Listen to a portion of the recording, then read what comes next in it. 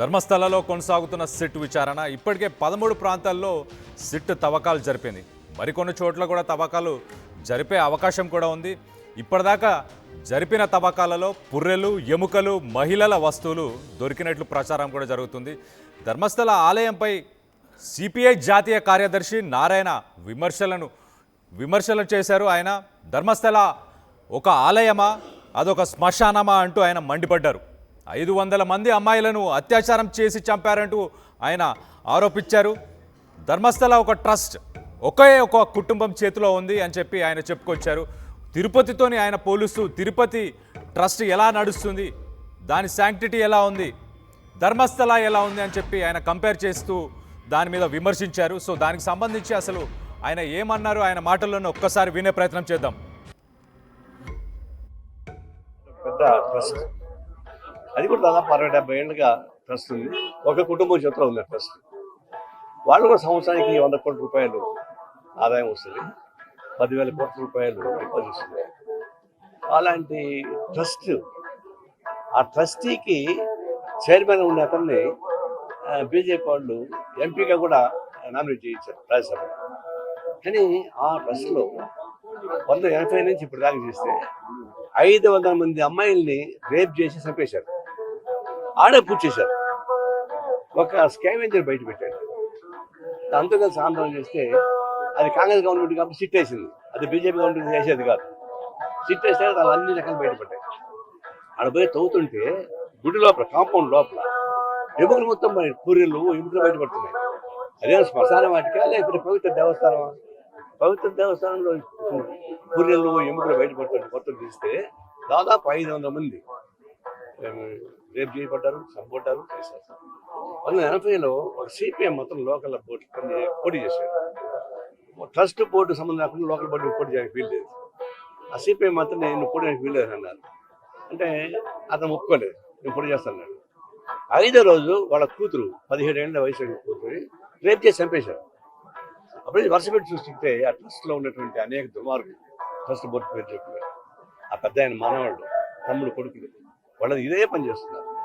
ఒక సీట్లు వేశారు, దానికోసం మేము మాట ఏంటంటే పవిత్ర దేవస్థానం తిరుమల పైన ఇంతమంది జనం వస్తుంటారు. ఎప్పుడు అట్లా జరిగినాయా? ఎప్పుడు జరగలేదు.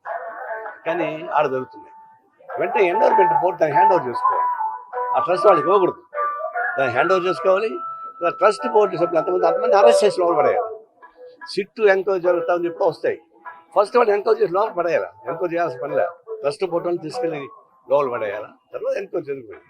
400-500 మంది అమ్మాయిల్ని నాశనం చేసేటువంటి దుర్మార్గులు ట్రస్ట్ బోర్డు ఉండాలన్నా?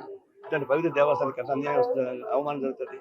అందువల్ల ఈ తిరుమల తిరుపతి వెంకటేశ్వర స్వామి సాక్షిగా నేను డిమాండ్ చేసేది ప్రభుత్వాన్ని, ఏమాత్రం కామన్ సెన్స్ ఉంటే ట్రస్ట్ వాళ్ళని అరెస్ట్ చేయండి, దాని ఎండోర్మెంట్ బోర్డుకి అరెస్ట్ హ్యాండ్ ఓవర్ చేయమని కోరుతా ఉన్నాను. 500 మందిని అక్కడ చంపేశారు, రేప్ చేసి చంపేశారు. అది శ్మశానమా, అదొక దేవాలయమా? తిరుపతి లాంటి దేవాలయంలో ఇప్పటిదాకా ఇలాంటి సంఘటనలు ఎప్పుడు చోటు చేసుకోలేదు. అలాంటిది ఫస్ట్ అక్కడ దాని ప్రభుత్వం స్వాధీనం చేసుకోవాలి. ఒకే ఒక కుటుంబం చేతిలో ఉంది, దాన్ని ఫస్ట్ ప్రభుత్వం స్వాధీనం చేసుకున్న తర్వాతనే దర్యాప్తు చేయాలని చెప్పి ఆయన హాట్ కామెంట్స్ చేశారు. దీనికి సంబంధించి మరిన్ని వివరాలు మా ప్రతినిధి మా కొలీగ్ మనోజ్ ఉన్నారు. మనోజ్తో మాట్లాడి తెలుసుకునే ప్రయత్నం చేద్దాం. మనోజ్, చెప్పండి, అసలు ఈయన చేసిన హాట్ కామెంట్స్ దానిపై స్పందన ఎలా ఉంది? ట్రస్ట్ని మళ్ళీ ప్రభుత్వం తీసుకునే అవకాశం ఏమైనా ఉందా? తీసుకున్న తర్వాత దర్యాప్తు చేస్తే బాగుంటుందా? 20వ తరానికి సంబంధించినటువంటి హెగ్డేల కుటుంబం ప్రస్తుతం అక్కడ ధర్మాధికారిగా ఉంది కళ్యాణ్. సో అంటే 20వ తరం కొనసాగుతుందంటే అది కంప్లీట్ గా కుటుంబానికి సంబంధించిన అంశమే. బిఫోర్ వి కంప్లీట్ ఒకసారి మనం హిస్టరీ గురించి కూడా చూస్తే 800 ఏళ్ల క్రితం హెగ్డే కుటుంబానికి సంబంధించినటువంటి పూర్వీకులు, ఇద్దరు భార్యాభర్తలు దైవ కార్యాలు, సామాజిక సేవ చేస్తూ అక్కడ నివసిస్తూ ఉండేవారు. వారింటికి ఒక 4 దైవ రూపాలుగా వచ్చి వారు ఆతిథ్యం తీసుకున్నారట. ఆ తర్వాత రాత్రి కల్లోకి వచ్చి ఇక్కడ శివుడు వెలుస్తాడు, మీరు శివుడి యొక్క ఆలయాన్ని ప్రతిష్ఠించండి, మీ ఇంటిని ఏకంగా దేవాలయంగా మార్చండి అని చెప్పి ఏకంగా దేవాలయంలా రూపొందింది. ఇప్పుడు ధర్మస్థలిగా అందరికీ దర్శనం ఇస్తున్నారు అక్కడ శివుడు మంజునాథ స్వామి రూపంలో. ఇది ఆలయ చరిత్ర. అంటే ఎప్పటి నుంచి కూడా ధర్మాధికారిగా కొనసాగుతుంది ఆ హెగ్డేల కుటుంబమే. జైన మతానికి సంబంధించిన హెగ్డేల కుటుంబమే అప్పుడు ఆ ధర్మాధికారం కొనసాగుతుంది. వాళ్ళ తర్వాత ఇప్పుడు వీరేంద్ర హెగ్డే ఉన్నారు, ఆయన తర్వాత ఆయన వారసుడు అక్కడ కొనసాగే అవకాశం కూడా ఉంది. సో ఈ రకంగా అది ఒక యాన్సెస్ట్రల్ సంబంధించినటువంటి ఆస్తిగానే చూస్తున్నారు కానీ అదొక ప్రభుత్వానికి సంబంధించి కాదు. సో ప్రస్తుతానికి మనం చూస్తే కనుక ట్రస్ట్ ఆధ్వర్యంలో కొన్ని కాలేజెస్, స్కూల్స్, హాస్పిటల్స్ చాలా చక్కగానే ఉంది. కానీ ఎప్పుడైతే ఈ పారిశుద్ధ కార్మికుడు బయటికి వచ్చి సంచలన ఆరోపణ చేశాడో అప్పటి వరకు ఆ ధర్మాధికారిని కూడా ఒక దేవుడిగా భావించేవారు. ఎందుకంటే అక్కడ చుట్టుపక్కల వ్యాపారం కానివ్వండి, లేకపోతే అక్కడ ఉన్నటువంటి కొన్ని యాక్టివిటీస్, లేకపోతే ట్రస్ట్ ద్వారానే డైరెక్ట్ గా ఒక ప్రభుత్వ యంత్రాంగం నడిపించినట్టుగానే స్కూల్స్, కాలేజెస్, హాస్పిటల్స్ అన్ని ఫ్రీగా ఇవ్వడం వల్ల ప్రజలంతా కూడా ఆయన కూడా చాలా కీర్తించేవారు, ఆయన ఒక దేవుడిగా భావించేవారు. కానీ ఎప్పుడైతే పారిశుద్ధ కార్మికుడు అసలు విషయాన్ని బయట పెట్టాడో కొన్ని ఆరోపణలు ఉండేవి గతంలో కూడా, కానీ పారిశుద్ధ కార్మికుడి యొక్క లెటర్ రూపంలో అసలు వాస్తవిక అంశం బయటకు వచ్చింది. సో సిపిఐ నారాయణ చెప్తున్నట్టుగా ఇప్పటికైనా ప్రభుత్వాలు ఆ ధర్మాధికారి నుంచి వీరేంద్ర హెగ్డే ఆరోపణ ఎదుర్కొంటున్నాడు కాబట్టి ఆ ధర్మాధికారి స్థానం నుంచి తొలగించి అక్కడ ట్రస్ట్ బోర్డుని ఏర్పాటు చేయాలి. యాజ్ ఇస్ తిరుమల తిరుపతి దేవస్థానంలో ఏ రకంగా అయితే ట్రస్ట్ బోర్డులు ఉంటూ ఉంటాయి, అక్కడ ఏ రకంగా అయితే వ్యవహారం ఉంటుందనేది సేమ్ యాజ్ ఇస్ గా ఇంప్లిమెంట్ చేయాలనేది సిపిఐ నారాయణ చెప్తున్న వర్షన్. మరోవైపుగా అక్కడ అది ఆలయమా శ్మశానమా అంటూ క్వశ్చన్ చేశారు ఆయన. సో ఆలయమా శ్మశానం అనేటువంటి క్వశ్చన్ లో కూడా అక్కడ ఇన్ని రకాలుగా ఆరోపణలు వస్తున్నాయి కాబట్టి పూర్తిగా ఒక శ్మశానం అనే రకంగా ఆయన కోట్ చేస్తూ మాట్లాడుకొచ్చాడు. ఇంకా 500 మంది అమ్మాయిల యొక్క మృతదేహాలు ఇక్కడ పూడ్చి వేశారట అనే రకం కూడా మాట్లాడుకొచ్చాడు. కానీ ఇప్పటివరకు సిట్టాధికారులు ఎక్కడ కూడా ఎన్ని మృతదేహాలు ఉన్నాయి, ఎన్ని బయటపడ్డాయి, ఎన్ని బయటపడకుండా మిగిలిపోయాయి, ఎంతమంది విషయాన్ని ఇంతవరకు కూడా తేల్చలేదు. ఇంకా అక్కడ తవ్వకాలు జరుగుతూనే ఉన్నాయి అనే విషయాన్ని కూడా మనం రోజు పరిశీలిస్తూనే ఉన్నాం.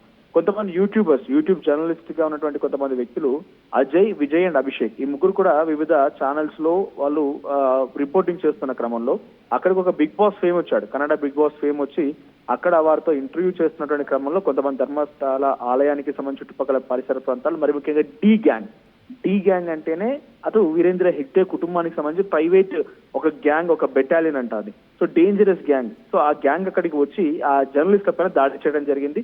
దాన్ని కూడా ఇప్పుడు సిపి నారాయణ కోట్ చేశాడు. సో అక్కడ దాడిలో కూడా ఆ ముగ్గురికి చాలా తీవ్రంగా గాయాలయ్యాయి. వాళ్ళ మైక్స్, కెమెరాస్, తర్వాత ఎక్విప్మెంట్ మొత్తం కూడా పూర్తిగా ధ్వంసం అయిపోయింది. కార్లు ధ్వంసం అయ్యాయి. కొన్ని వందలాది మంది ఒకేసారిగా ముగ్గురుపై ఎగబడ్డారు. ఇక్కడ పోలీసులు చేరుకొని పోలీసులు కూడా వారిని వారించి పంపించే ప్రయత్నం చేస్తే పోలీసులపై సైతం కూడా దాడి జరిగింది. అంటే అర్థం చేసుకోవచ్చు అక్కడ ఎటువంటి సిచ్యువేషన్ ఉంటుంది, ఏ రకంగా తెగిస్తారనేది. మరోవైపుగా ఈ ముగ్గురు జర్నలిస్టులు హాస్పిటల్ అడ్మిట్ అయ్యారు. సో హాస్పిటల్ అడ్మిట్ అయిన తర్వాత మరికొన్ని మీడియా ఛానల్ కూడా వాళ్ళు అక్కడ ఎందుకు దెబ్బలు ఈ రకంగా దాడి చేయాల్సి వచ్చింది వారిపైన, ఎందుకు ఈ రకంగా జరిగిందనే విషయం పైన వారితో కవరేజ్కి వెళ్ళినటువంటి నేపథ్యంలో హాస్పిటల్ ఎదుట కూడా మళ్ళీ మీడియాపై దాడి. అంటే కంప్లీట్ గా మీడియాని ఒక్క వార్త కూడా బయటికి రాకుండా అణిచివేసే ప్రయత్నం ధర్మస్థల ఆలయానికి సంబంధించిన అంశంలో కొనసాగుతుంది. ఒక రకంగా చెప్పాలంటే పోలీసులు కూడా వారికి సహకరిస్తున్నట్టుగా ఉంది. బికాజ్ ఇప్పటివరకు వారం 10 రోజులు కావస్తోంది, ఇన్ని రకాల చర్చలు జరుగుతున్నాయి, ఇన్ని రకాల అంశాలు జరుగుతున్నప్పటికీ ఇంతవరకు ఆయన ఎక్కడ కూడా స్థితాధికారులు బయటకు వచ్చి మాట్లాడినట్టు కానీ ఈ అప్డేట్ ఉందని చెప్పినట్టు కానీ ఎక్కడా దాఖలాలు. మరీ ముఖ్యంగా అక్కడ ఏకంగా బయటికి ఏ వార్త రాకుండా కవరప్ చేసే ప్రయత్నం. ఎంతలా అంటే ఇప్పటికే 1998లో నేను మొదటిసారిగా ఒక మృతదేహాన్ని పూడ్చిపెట్టినప్పుడే పోలీసులకు వెళ్లి చెప్తే పోలీసులు నన్నే చంపేస్తామని బెదిరించారని చెప్పి ఆ లేఖలో పారిశుద్ధ కార్మికుడు మెన్షన్ చేశాడు. ఇప్పటికి కూడా పోలీసులపై అనుమానం ఏంటంటే ఇంత గోప్యమా, ఇంత పెద్ద బిగ్గెస్ట్ మిస్టరీగా జరుగుతోంది, క్రైమ్ సస్పెన్స్ థ్రిల్లర్ సినిమాని తలపిస్తోంది, ఇంత జరిగేటువంటి పరిణామాలపైన ఇంత గోప్యత పాటిస్తున్నారా?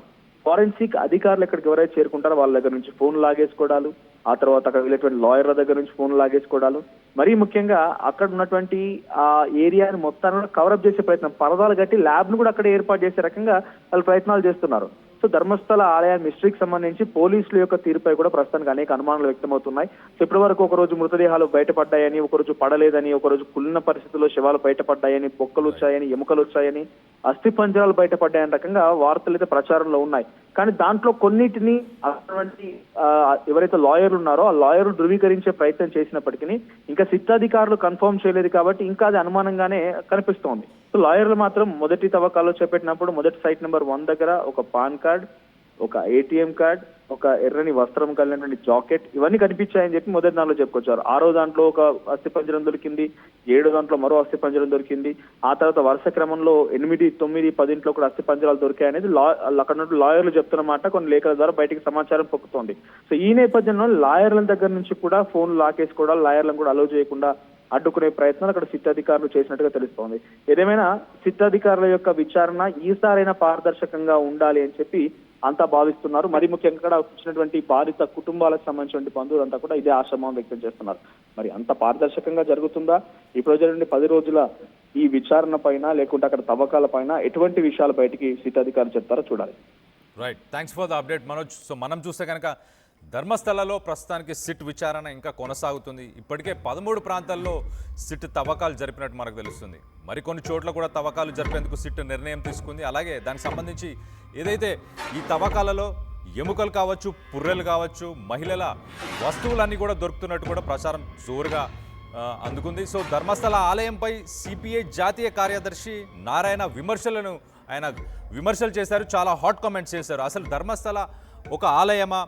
తిరుపతి కూడా ఒక ట్రస్ట్ ఉంది, తిరుపతికి కూడా ఒక ఆలయం ఉంది. ఇక్కడ ఇలాంటి సంఘటనలు చోటు చేసుకోవట్లేదు అని చెప్పి ఆయన తిరుపతితో చాలా కంపారిజన్లో ఆయన చెప్తున్నాడు.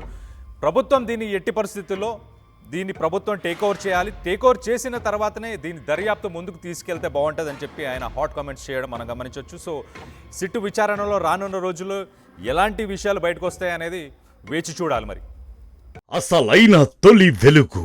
ఫాలో వాట్సాప్ @తొలి వెలుగు official.